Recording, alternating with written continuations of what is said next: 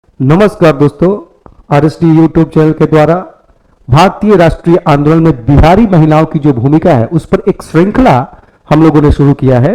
उस श्रृंखला में आज की जो महिला है, आज की जो क्रांतिकारिणी महिला है इस वीडियो में, वो है प्रभावती देवी। प्रभावती देवी जयप्रकाश नारायण की पत्नी थी। हालांकि प्रभावती देवी का जन्म 1906 ईस्वी में उनका जन्म हुआ था, सिवान में ही हुआ था, और इनका विवाह सिताब दियारा के जयप्रकाश नारायण से हुआ था। ये एक बेसिक इंफॉर्मेशन है जो आपको जानना चाहिए। लेकिन इस क्रांतिकारिणी महिला के बारे में सिर्फ इतना ही नहीं है। 1906 में जब इनका जन्म हुआ अंदर, तो ये बहुत ही मिडिल क्लास फैमिली, जो एक कायस्थ फैमिली थी इनकी, उससे बिलोंग करती थी। और इनके पिता थे ब्रजकिशोर प्रसाद। ब्रजकिशोर प्रसाद वही ब्रजकिशोर प्रसाद है जो राजकुमार शुक्ल के साथ गांधी जी को चंपारण आवाहन के लिए भी राजकुमार शुक्ल के साथ ये लखनऊ में गए थे 1916 में। तो कहीं ना कहीं चंपारण सत्याग्रह में जो गांधी जी बिहार में आते हैं तिनकठिया की समस्याओं को समझने के लिए, उसमें राजकुमार शुक्ल की तो अहम भूमिका थी ही, साथ ही साथ ब्रजकिशोर प्रसाद की भी भूमिका से इनकार नहीं किया जा सकता। तो ब्रजकिशोर प्रसाद की जो पुत्री हैं प्रभावती देवी, ऐसे तो जन्म इनका सिवान में हुआ, लेकिन इनका रहना सहना दरभंगा जिले में ही होता था। जब 1917 में गांधी जी चंपारण सत्याग्रह के लिए बिहार आते हैं, तो उस दौरान इनका एक दिन ब्रजकिशोर प्रसाद के घर पे भी रुकना होता है गांधी जी का। तो जब वो प्रभावती को देखते हैं, बहुत चंचल थी, काफी बोलने में प्रखर थी, तो उन्होंने कहा कि ये तो मेरी बेटी है, आप इसे मुझे सौंप दीजिए। तो ब्रजकिशोर प्रसाद ने कहा बिल्कुल आप ही की बेटी, आप ले जाइए। और ये सही भी हुआ। ये घटना तो कहने के लिए हंसी मजाक की थी, लेकिन ये बाद में बड़ी चरितार्थ होते हुए दिखाई देता है। केवल गांधी जी ने ही ये प्रभावती को बेटी नहीं माने, उनकी जो पत्नी कस्तूरबा गांधी है वो भी प्रभावती को अपनी बेटी मानती थी। दरअसल प्रभावती एक ऐसी फैमिली से बिलोंग कर रही हैं जिनके पिता खुद ही एक राष्ट्रीय स्वतंत्रता सेनानी हैं और एक प्रखर वकील हैं। कई सभाओं में भाग लेना होता था उनका, साथ साथ अपनी बेटी को साथ ही लेके जाते थे, कहीं कहीं बोलने का भी मौका मिलता था प्रभावती को। तो इससे तो प्रखरता आनी थी। सारी पढ़ाई लिखाई उनका अपने घर में ही होता है प्रभावती देवी का। हालांकि जब 1920 के दशक में इनके पिता ब्रजकिशोर प्रसाद, जब इनका विवाह हर्षु दयाल की पुत्र जयप्रकाश नारायण से किए, हर्षु दयाल के पुत्र हैं जयप्रकाश नारायण, और कस्तूरबा गांधी हर्षु दयाल की पतोह हुई। और जब ये शादी हुआ जयप्रकाश नारायण के साथ 1920 के दशक में, 1920 में, तब ये जब अपने ससुराल जा रही थी प्रभावती, तो कहते हैं कि बिना माथे पे आंचल रखे पैदल ही वहां से सिताब दियारा अपना ससुराल गई प्रभावती।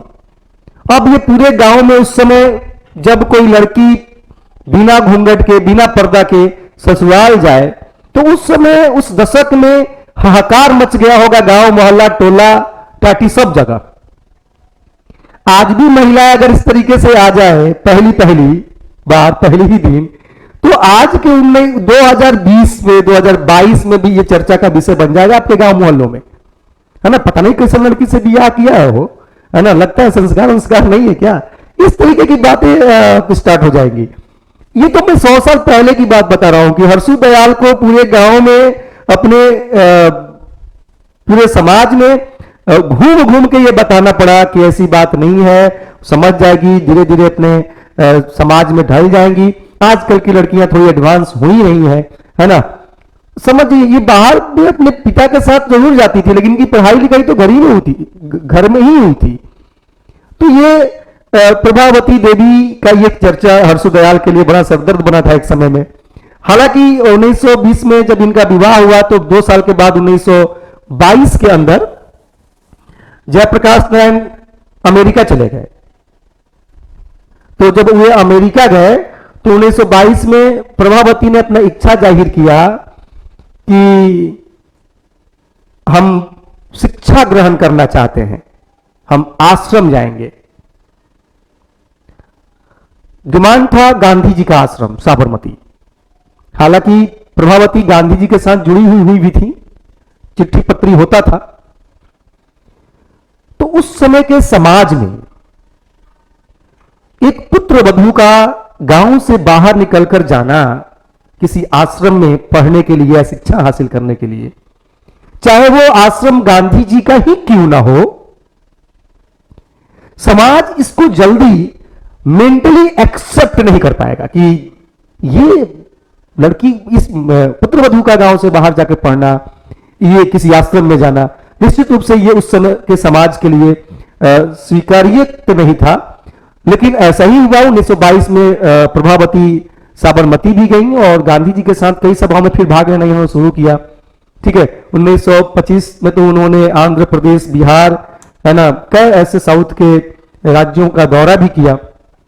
इस तरीके से भारतीय राष्ट्रीय आंदोलन में प्रभावती देवी अपनी अहम भूमिका निभाती चली गई, उत्तरोत्तर निभाती चली गई।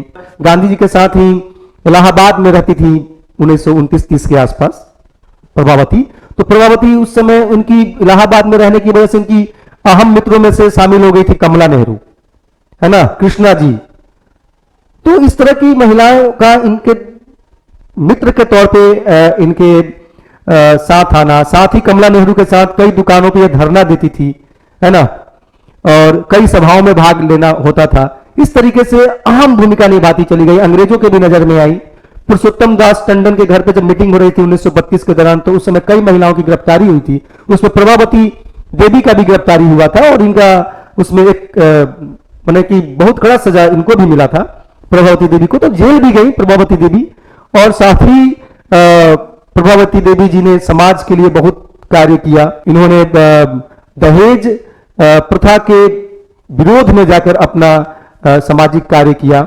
ठीक है, कई गरीब परिवार, कई गरीब बच्चियों को इन्होंने विवाह करवाया, जो लास्ट में मैंने इंफॉर्मेशन भी दिया है। तो प्रभावती देवी का अहम भूमिका कुछ इंफॉर्मेशन के तौर पे अगर देखना चाहें तो मैंने पीडीएफ बनाया हुआ है, आप चाहेंगे तो आप पीडीएफ को पढ़ लेंगे। एक बार मैं स्लाइड कर देता हूं। ठीक है, सारा इंफॉर्मेशन मैंने अपने लेक्चर में आपको दिया ही है प्रभावती देवी को लेकर। बहुत क्रांतिकारिणी महिला में से थी। इनके मित्रों में मैंने जो चर्चा किया, कमला नेहरू, विजयलक्ष्मी पंडित, कृष्णा जी, स्वरूप रानी इत्यादि इनके मित्रों में शामिल थी। और 1932 में इनको पुरुषोत्तम दास टंडन के मकान पर मीटिंग के दौरान इन्हें गिरफ्तार भी किया गया। ये जो लास्ट पैराग्राफ है कि 1940 ईस्वी में रामगढ़ कांग्रेस में प्रभावती को स्वयं सेविका दल, आप समझ ही रहे हैं, तो इनकी कुछ अहम संस्थान के साथ जुड़ना, जैसे स्वयं सेविका दल की प्रमुख बनाया गया था 1940 ईस्वी को रामगढ़ कांग्रेस के दौरान। और उसी में उन्होंने काफी स्वयं सेविका की भर्ती भी की, उनका प्रशिक्षण कार्य भी किया। उनके इन कार्यों से बिहार की महिलाओं में जागृति आई। ऐसे कोई बिहार की उस समय 1920-30 के दशक में कोई महिला इस तरीके से प्रखर तौर पे स्वतंत्रता सेनानी के तौर पे अहम अपना योगदान दे, सभाओं में भाग ले, लोगों के बीच में जाए, तो निश्चित रूप से बिहार की अन्य महिलाओं के लिए भी ये एक प्रेरणा का विषय था। साथ तो वो घूम घूम कर फिर तो वो प्रशिक्षण कार्यों में महिलाओं को शामिल भी कर रही थी। इससे बिहार की महिलाएं तो जागृत हो ही रही थी। और उन्हीं के प्रयत्नों के फलस्वरूप जब 26 जून 1940 ईस्वी को पटना में बिहार महिला चरखा क्लास के नाम से एक संस्था की स्थापना हुई। तो ये जो बिहार महिला चरखा क्लास के नाम से जो संस्था का स्थापना हुआ, इसका भी कहीं ना कहीं समाज में एक महत्वपूर्ण योगदान रहा होगा। 1941 ईस्वी में उन्होंने गया, हजारीबाग तथा बेतिया जिला में भी चरखा क्लास उनके प्रयासों से खोले गए। फिर 1942 में अगस्त में चरखा क्लास द्वारा संगठित 200 महिलाओं का जुलूस प्रभावती के नेतृत्व में पटना सेक्रेटरिएट पर, जो पटना सेक्रेटरिएट पर तिरंगा, उस समय तक तिरंगा फहराने का भारत छोड़ो आंदोलन में तो एक जुनून सा था। तो जब वो तिरंगा फहराने के लिए निकली तो उस समय प्रभावती को गिरफ्तार किया गया। और उस समय उनकी गिरफ्तारी के बाद जो इनका जो समाज में इनका जो योगदान चल रहा था, या फिर जो उनकी जुलूस चल रहा था, या वो जो चरखा जो संस्था को लेकर वो आगे बढ़ रही थी, उसमें थोड़ा सा कार्य शिथिल जरूर हुआ। लेकिन समय के साथ फिर वो चीजें आगे बढ़ी। 1946 में प्रभावती के नेतृत्व में चरखा क्लास की ओर से अस्पताल में भर्ती किए गए दंगा पीड़ितों की सेवा भी की, क्योंकि 1946 के अंदर बिहार, यूपी या फिर कई ऐसे क्षेत्रों में दंगे हुए थे। भारत पाकिस्तान के बंटवारे को लेकर डायरेक्ट एक्शन डे को लेकर जो जिन्ना का जो आह्वान था, उसकी वजह से कई जगहों पे दंगे हो रहे थे। उन दंगों में दंगे पीड़ितों को बचाने के लिए भी उन्होंने चरखा जो क्लास की ओर से जो अस्पताल में भर्ती किए गए जो दंगा पीड़ित थे उनकी भी सेवा की गई। और फिर आजादी के बाद उन्होंने नारी जागरण तथा भूदान आंदोलन में भी लगी रही। भूदान जो विनोबा भावे का था, जो आंध्र प्रदेश के पोंचमपल्ली से शुरू हुआ था, उस आंदोलन में भी कहीं ना कहीं प्रभावती देवी अहम भूमिका निभा रही हैं। और एक बात समझना होगा कि जो भी सामाजिक तौर पे समाज को जागरण करने के लिए, समाज को गतिशील बनाने के लिए जो भी प्रयास किए जा रहे हैं उनमें ये शामिल हो रही है। यही अपने आप में एक इनकी महत्ता को दर्शाता है। और ये कितनी क्रांतिकारिणी रही थी उनके स्वभाव से भी पता चलता है कि ये अशिक्षा जैसी जो आप देख रहे हैं यहां पे, मैंने कुछ कंक्लूजन पॉइंट्स ले लिया है, जैसे